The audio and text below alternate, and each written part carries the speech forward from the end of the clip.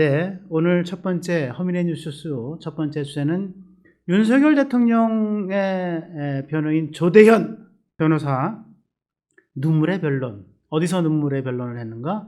네, 탄핵 심판을 지금 하고 있는 헌법재판소에서 눈물의 변론을 펼치고 있습니다.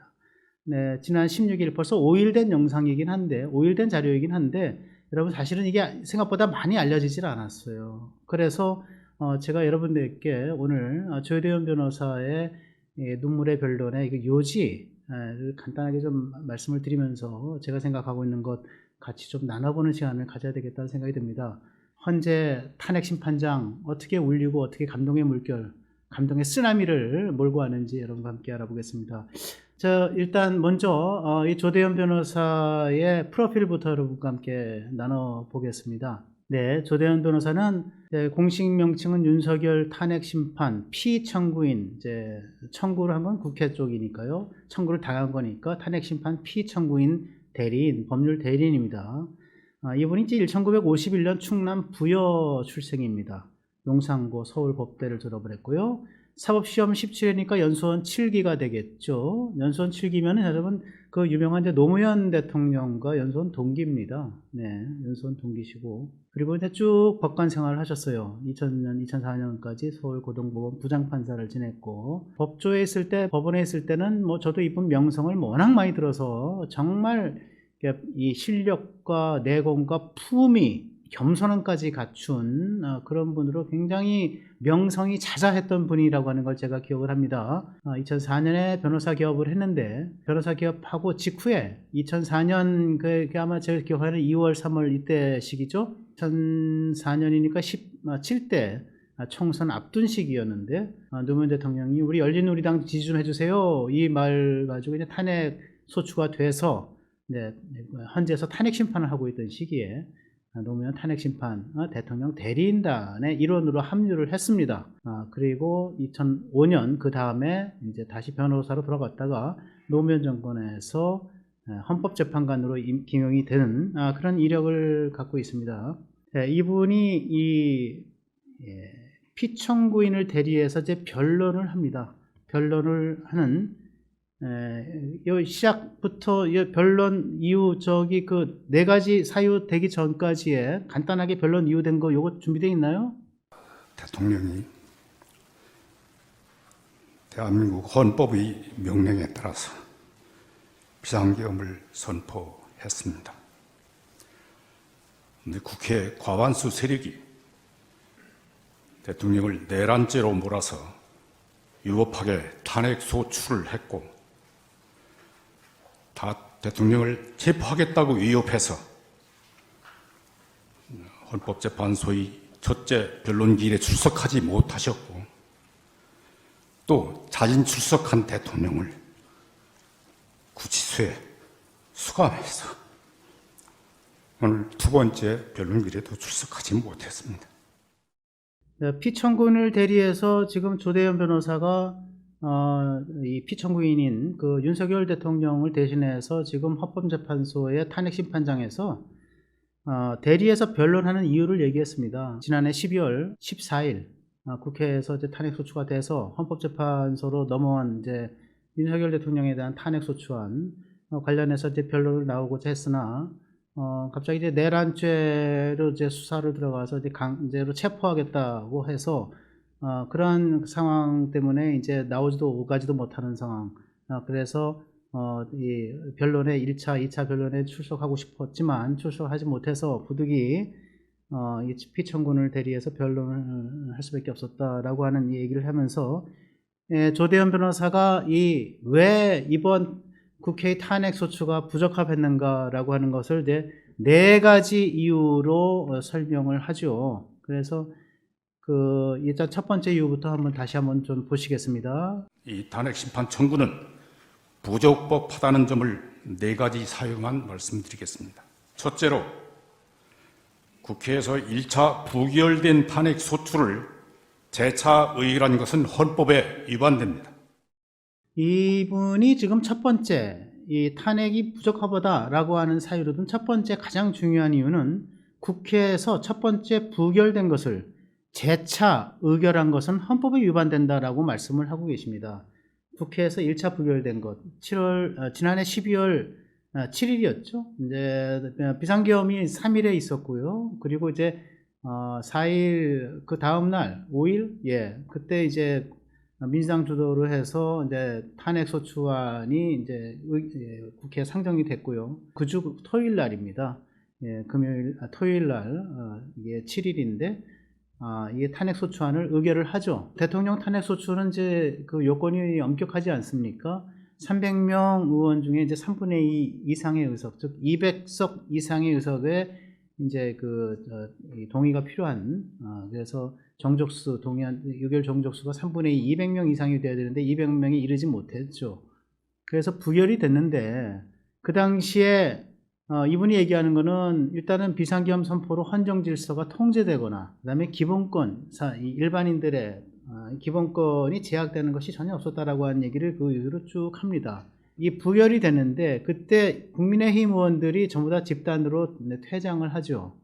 표결을 참석하지 않겠다. 당론으로 정하고 반대를 정하고 표결에 참석하지 않겠다. 그래서 108명 의원들이 집단으로 퇴장하고, 물론 일부 의원들이 이제 다시 들어오기도 했고 앉아서 표결 행사를 하긴 했지만은, 그래서 196명인가요? 해가지고 결국은 이제 표결 정족수, 이제 뭐 어쨌든 간에 찬성이 200명 이상 나오려면 200명 이상이 참석해야 되는데 196명인가 제 기억에, 그래서 앉아 있어서 표결을 했는데 그 표결을 공개하지 않았어요. 표결 결과를 공개하지 않았고, 그리고 결국은 의원실 국회의장이 뭐라고 얘기했냐면은 이게 200명이 정족수가 되지 않았기 때문에 부결된 것이 아니라 표결 불성립이다, 이렇게 얘기를 했어요. 표결이 성립하지 못했다, 이렇게 얘기했습니다. 근데 제가 아는 국회법 상식으로는 탄핵 의결 정족수 200석일 때 190 몇 명으로 200석이 안 돼서 이게 표결을 했으나 그 표결을 의결 정족수에 못 미친다고 해서 이거를 표결 불성립으로 한다는 조항이 없습니다. 이거는 부결이에요, 부결. 제가 꾹꾹 눌러 담아도 정치만 25년, 6년을 취재한 기자 아닙니까? 이거 국회법 보면 금방 나와요. 표결 불성립이라고 하는 국회법상 규정이 없습니다. 이거는 부결인 거거든요. 이거를 얘기하는 겁니다. 표결 불성립이 아니라 부결된 겁니다. 라고 하는 것이 2차 변론에서 조대현 변호사가 울먹울먹거리면서 얘기를 합니다. 그럼에도 국회가 일주일 단위로 국회를 소집을 했어요. 12일 날인가 다시 탄핵소추안 2차로 탄핵소추안을 내고, 그리고 14일 날 토요일 날 탄핵안을 처리를 합니다. 그때는 이제 이 당론으로 퇴장하지 않았기 때문에 국회의원들이 국민의힘 의원들이 남아가지고 표결을 했고 204석인가 205석인가요? 그래가지고 200석 이상으로 해서 가결이 됐죠. 그런데 이 일주일 단위로 국회를 소집해서 탄핵안을 또 처리하고 가결을 선포한 것, 이거는 대통령 탄핵을 엄중하게 처리하도록 규정한 헌법 정신의 위반이다. 아무리 이제 회기를 바꿔가지고 임시국회를 또 다시 소집을 했다 하더라도 일주일 전에 이미 부결된 것을 똑같은 내용으로 계엄 선언 선포가 위법이다라고 하는 내용 하나, 그리고 이건 내란죄에 해당한다라고 하는 내용 하나, 이 똑같은 내용, 양대 내용을 핵심적 내용으로 해서 이걸 가지고 똑같이 올려가지고 일주일 만에 자꾸 수정 거의 없이 그대로 탄핵 소추안을 올려서 부결된 것을 다시 올린 것, 이거는 대통령의 탄핵 요건은 다른 국무위원이라든가 국무총리, 다른 장관들 탄핵 요건보다 훨씬 엄격하게 규정을 해놓고 탄핵이 어렵게 만든 헌법 정신의 위반이다 라고 하는 걸 호소를 하죠. 결국은 가결을 선포한 것, 이거 잘못된 거다. 국회는 대통령 탄핵의 엄중한 요건과 절차를 규정한 헌법 취지를 위반한 것이므로 그 탄핵 소추안 효력이 부인돼서 처리돼야 된다라고 하는 것을 헌법재판소 재판관들에게 호소를 하는 내용이 쭉 나옵니다. 여러분 시간이 되시면요, 그 포털 사이트에 들어가서 조대현 변호인이죠. 윤석열 대통령의 법률 대리인 변호인이가 조대현 변호인 2차 변론 영상이라고 하는 걸 한번 쳐보십시오. 그럼 27분짜리 영상이 뜹니다. 그럼 제가 지금 말씀드린 거 여러분 하나하나 잘 나와 있습니다. 네, 한번 꼭 좀 보시길 바라고요. 제가 조금 추가해서 말씀드리고 싶은 거는 국회가 이렇게 1차에서 부결된 거를 일주일 만에 자구 수정도 거의 없이 다시 올려가지고 가결 처리됐다라고 하는 거는 헌법재판소가 9명 중에 정원이 9명이죠. 지금 8명으로 되어 있지만 8명까지밖에 안 되어 있지만 9명 중 6인 이상의 찬성으로 탄핵소추안을 인용을 해야 탄핵이 되는 거 아니겠습니까? 그런데 4명이 반대해서 5명이 찬성을 해서 탄핵소추안이 이제 막 기각이 됐어. 그런데 헌법재판소가 쑥덕쑥덕 해가지고 야 당신 말이야 그 찬성 기각 거부하지 말고 이거 인용해. 기각을 왜 해? 인용해. 그래가지고 한 사람을 꼬드겼어요. 꼬드겨가지고 야 한 사람이 다시 넘어온 것 같으니까 우리 일주일 뒤에 다시 표결하자. 그래가지고 헌법재판관 9명 중에 1명이 변심을 이끌어내서 5명이 6명으로 돼가서 탄핵 소추안을 인용해가지고 탄핵을 시켰다. 이거랑 똑같은 거라는 얘기까지 하고 있습니다. 이게 얼마나 이게 말도 안 되는 대통령 탄핵의 엄중성을 무시하는 엄중하게 요건을 규정해 놓은 헌법 정신을 무시하는 처사냐. 그래서 결론적으로 이분이 얘기하는 거는 국회의 의결의 일사부재의의 원칙을 위배한 거다. 일사부재의의 원칙. 한 가지 사안을 다시 같은 회기에 같은 국회에서 안건을 올려서 처리할 수 없다라고 하는 일사부재의의 원칙을 위배한 거다. 그렇기 때문에 이건 기각이 마땅하다라고 하는 얘기를 간곡하게 얘기하고 있습니다. 자, 두 번째 조대현 변호인의 영상 같이 들어보시겠습니다. 둘째로 탄핵 심판 대상에서 내란죄 부분을 빼면 탄핵소추 의결의 정족수도 무너집니다. 네, 탄핵소추안 내용에서 내란죄를 빼면 탄핵소추 의결 정족수도 무너지는 거다. 이렇게 얘기하는 겁니다. 여러분 생각을 해보십시오. 대통령 탄핵소추안을 민주당 주도로 발의를 해서 이거를 2번에 걸쳐서 2차에 걸쳐서 시도를 해서 탄핵소추안을 이제 가결 처리를 했는데 그때 주요한 내용이 아까 제가 말씀드렸지만 계엄 선포의 위헌성 그리고 또 하나는 내란죄라고 하는 내란 우두머리 내란 수괴라고 하는 어마무시한 죄목을 씌워서 이걸로 탄핵을 시킨 거거든요. 내란죄라고 내란 우두머리 또는 듣기에도 무서운 내란 수괴죄라고 하는 죄목을 씌워서 이거를 탄핵 소추안을 내지 않았다면 국민의힘에서 심지어는 민주당 내부에서도 야 이것이 계엄 선포가 이게 위헌이라고 해도 이것이 위헌이 그 대통령 탄핵이 이런 정도의 위법의 중대성이 있는 건가? 라고 의심을 품을 사람들이 꽤 있었다는 거죠. 국민의힘은 말할 것도 없고. 근데 내란의 우두머리, 내란의 수괴라고 하는 것까지 강력하게 밀고 나가서 국민을 겁박하고, 국민의힘을 겁박하고, 그래서 국회 내부의 분위기를 아주 그냥 공포 분위기를 몰고 가서, 야, 내란 우두머리야? 내란 수괴였어? 탄핵해야지. 이런 분위기를 몰고 갔는데, 막상 지금 와서 민주당이 뭡니까? 헌법재판소에 제안을 하잖아요. 그래서 내란죄를 빼겠습니다. 탄핵 소추의 내용 중에 내란죄를 빼겠습니다. 그래서 그냥 계엄의 위헌성만 가지고 판단하십시오. 이렇게 한 거 아닙니까? 이것이 얼마나 지금 우스꽝스러우냐. 내란죄 때문에 탄핵 소추한 거고 이것 빼면 탄핵 소추가 되지 않았을 것이라고 하는 얘기를 아주 조리 있게 조목조목 밝히는 대목이 그 뒤에 쭉 이어집니다. 그래서 이런 탄핵소추안은 각하돼야 마땅하다라고 하는 것을 정말 구구절절 아주 애절한 심정으로 호소하고 있다라고 하는 걸 말씀드리고 여러분이 그 영상을 보시면 이 대목이 굉장히 호소력 있게 다가오는 것을 확인하실 수가 있다. 그렇게 말씀을 드립니다. 자, 세 번째 조대현 변호인은 왜 이 탄핵 소추안에 각하돼야 되는가 사유를 밝혔는가 들어보시겠습니다. 셋째로 비상계엄 선포의 위헌 위법 여부는 사후심사의 대상이 아닙니다. 헌법은 대통령이 비상대권 행사에 대하여 다른 국가기관의 사전 통제를 인정하지 않고 사후 통제 수단만 규정하고 있습니다. 뭐라고 얘기합니까? 조대현 변호인 비상계엄 즉 비상대권입니다. 비상계엄 선포는 사후심사의 대상이 아니다. 이렇게 얘기하고 있습니다.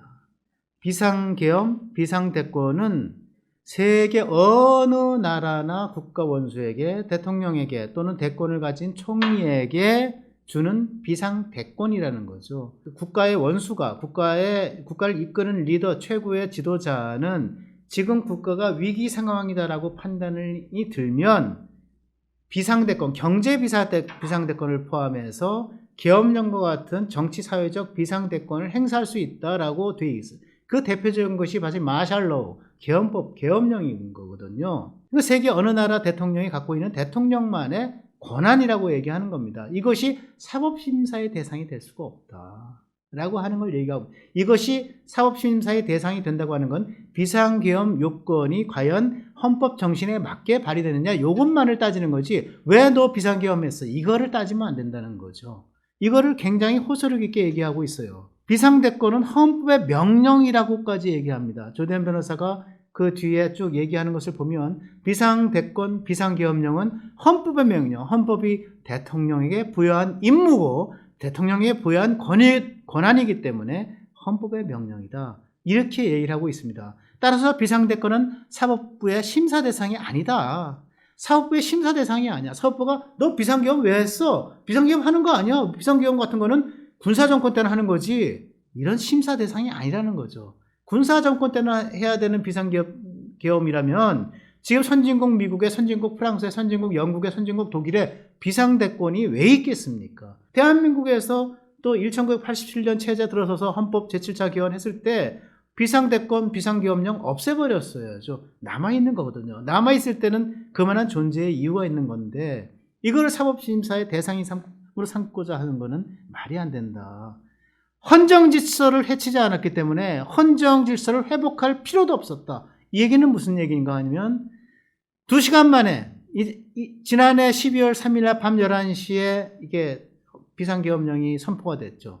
그리고 국회가 2시간 만인 12월 4일 새벽 1시쯤에 2시간 만에 비상계엄 해제를 의결합니다. 그리고 그 뒤 4시간 만인가요? 국무회의를 긴급 국무회의를 소집해가지고 비상계엄 해제를 의결을 합니다. 그래서 해제됐잖아요. 비상계엄이라고 하는 게 효력을 발휘한 게 단 2시간. 그리고 발동부터 선포 때부터 해제까지 6시간짜리 비상계엄. 그동안에 헌정질서를 훼손하지도 않았고 기본권을 해치지도 않았어. 그렇기 때문에 헌정질서를 회복할 이유도 없어. 해친 것이 없기 때문에. 그 얘기를 굉장히 호소력 있게 얘기하고 있다, 그 말씀을 드립니다. 자, 네 번째, 야당의 정권 탈취 야욕에 대해서 얘기를 하고 있습니다. 같이 들어보시겠습니다. 넷째로, 이 사건 대통령 탄핵소추는 탄핵소추권을 남용하는 것입니다. 국회의 과반수 권력을 활용해서 대통령이 지위를 탈취하기 위한 것입니다. 네, 뭐라고 얘기합니까? 대통령의 권한을 탈취하기 위해서, 헌법상의 권한을 탈취하기 위해서 국회 과반의 권력, 그냥 과반입니까? 절대 권력 과반이죠. 172석에 그 다음에 범야권 포함하면 192석에 해당하는 절대 과반의 권력을 동원해서 헌법상 보장되어 있는 대통령의 권한, 대통령의 권력을 탈취하기 위해서 벌인 사건이 바로 이번 탄핵소추 사건이다 라고 얘기하고 있습니다. 야당의 정권 탈취, 야당의 독주, 입법 독재, 야당의 입법 폭주, 그리고 제가 평소에 많이 여러분들이 들려드렸던 그 다수의 횡포, 다수의 폭정, tyranny of the majority를 얘기하고 있어요. 아주 구구절절 하나하나 법조문과 헌법조문을 들어가면서 야당이 어떻게 다수의 권력, 다수의 횡포를 통해서 대통령의 권력을 탈취했는가를 얘기하고 있습니다. 그래서 결론적으로 이분은 뭐라고 얘기하냐면 헌법재판소가 이 야당의 권력 탈취, 불법적이고 비헌법적인, 반헌법적인 권력 탈취를 막아줘야 됩니다. 헌법재판소가 헌법 질서를 수호해야 합니다라고 하는 것을 열변을 토하면서 그 묵직한 어조로, 그러면서도 겸손함과 품위를 잃지 않는 어조로 헌법재판관들에게 호소하고 있다. 그래서 헌재는 바로 이런 야당의 그 국회의 정치에, 이게 다수의 힘을 이용한 정치의 이 말도 안 되는 헌정 질서를 유린하는 이 문제를 다시 바로잡고 헌법 질서를 회복하고, 그래서 헌법 질서를 다시 수호하는 것이 헌재의 사명이다라고 하는 것을 끝으로 27분간의 연설을 끝맺히고 있습니다. 여러분, 이게 보통 이런 탄핵 재판을 하게 되면, 탄핵 심판을 하게 되면 변호인들이 변론할 때 아이고 깁니다. 그만하세요. 중단하시고 좀 줄이세요. 이런 말 하거나 그 옆에서 소란하거나 이게 웅성웅성대거나 아니면은 자기네들끼리 뭐 딴청하고 이런 것들이 다반수로 벌어지는데 그 인격과 품격 그리고 내용과 이 실질을 다 갖고 있는 조대현 변호사, 노무현 대통령의 탄핵 심판 대리인이었던, 탄핵 심판의 피청구인 대리인이었던 조대현 변호사의 이 정말 눈물 어린 호소에 재판장이 숙연해졌다고 하는 사실. 그리고 헌법재판관 모두가 정말로 이게 굉장히 그 감동 어린 그 변론에 젖었다는 말씀. 여러분 그 영상을 보시면 금방 확인을 할 수가 있을 거다 이렇게 생각이 듭니다.